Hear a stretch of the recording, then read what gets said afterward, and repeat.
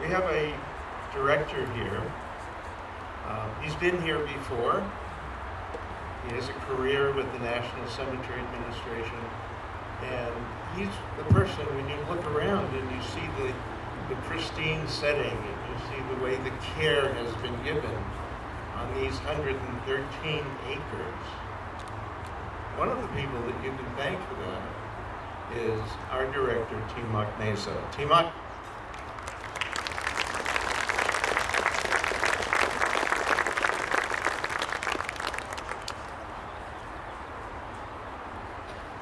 Thank you, Chaplain Dove, for that kind introduction. Dignitaries in attendance, family and friends of those we remember today. Most importantly, Gold Star families and America's veterans.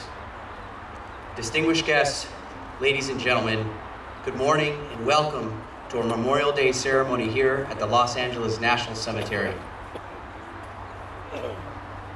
Today, we honor the brave men and women who risked their lives in service to our nation throughout history.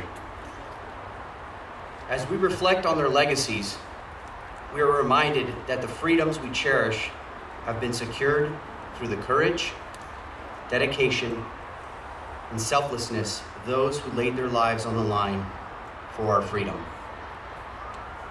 Memorial Day provides a profound moment to pay tribute to the fallen heroes whose valor echoes through the generations.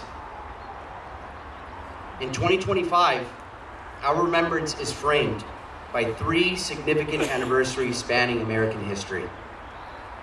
The 250th anniversary of the American Revolution's beginning at Lexington and Concord, the 80th anniversary of our World War II victory, and the 50th anniversary of the Vietnam War's conclusion. Each represents a chapter in the story of American sacrifice that binds us together and prompts us to reflect on the price of liberty.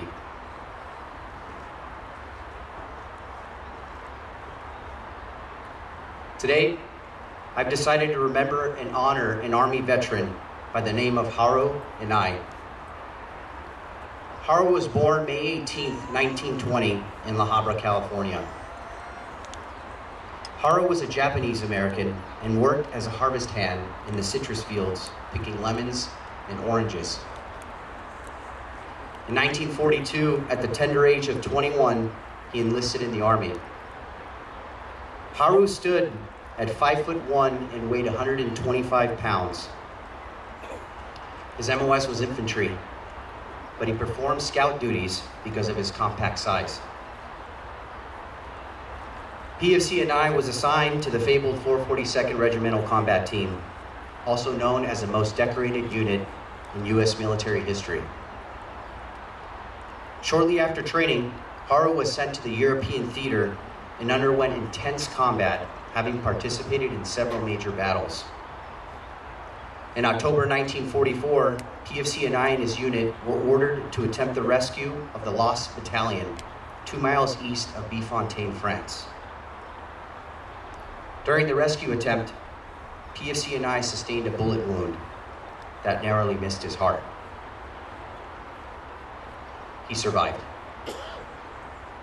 PFC Inai received a Purple Heart on this day. He spent the next few months recovering, but not even a year later, he was back with his unit serving on the front lines. On April 18, 1945, PFC Haru Inai was recognized for superior performance in the line of duty. Because of PFC Inai's actions and service to our country, we live free today. It's great Americans like him are the reason why we have the liberties to do simple things in life.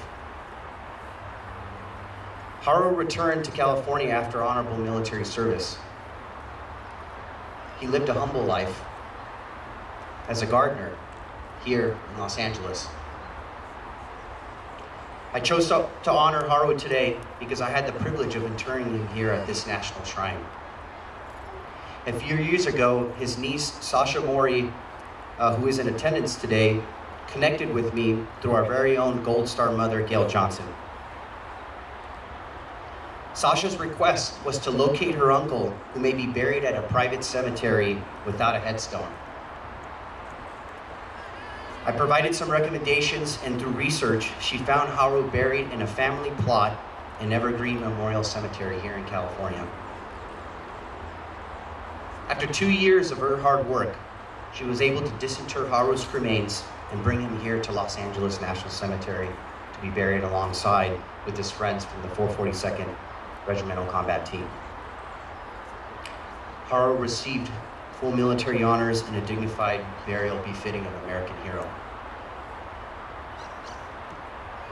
I want to thank everyone who assisted us in that process. Thank you very much. In conclusion, I encourage you to observe the national moment of remembrance today at 3 p.m. Wherever you are, no matter what you're doing, please take a minute and remember all the men and women who died in service to our nation over the last 250 years. Thank you for coming here to the Los Angeles National Cemetery to honor our fallen heroes. Thank you for supporting veterans and their families.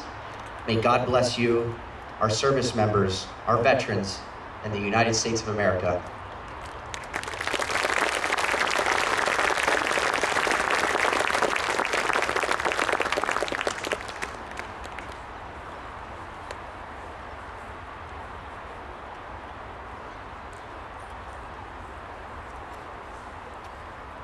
One of our friends and a member of our Los Angeles National Cemetery Support Foundation board is Gail Johnson. Gail and her husband have been members for a very long time until he passed. And Gail has a son who is interred here in this cemetery. We'd like to have a few words. There could never be enough words from our friend Gail Johnson, Gold Star mother.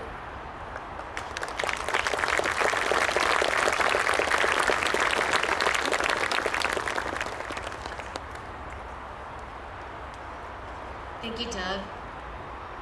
It's a beautiful day here at this national monument that we refer to as Los Angeles National Cemetery. My grandson Jackson and I were here on Saturday, and we placed a flag on a veteran's grave, said their name, honored them by a salute. We visited 4 special graves that day. My mother's, my father's, my husband's, and my son's. But today is Memorial Day. The reason we are here today is because of my son. Specialist Daniel Patrick Cagle was killed while conducting combat operations in the Al-Anbar province on May 23rd, 2007, just 3 days after his 22nd birthday. Daniel was one of those typical California kids. He loved surfing and skateboarding. He loved to read and watch the History Channel. He loved his family and friends, and he had a special gift with people. I'm convinced that he could see their hearts.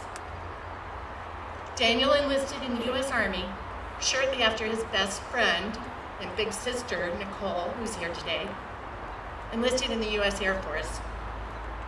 Not to cause offense to any of the other branches, but he said he wanted to join the real military.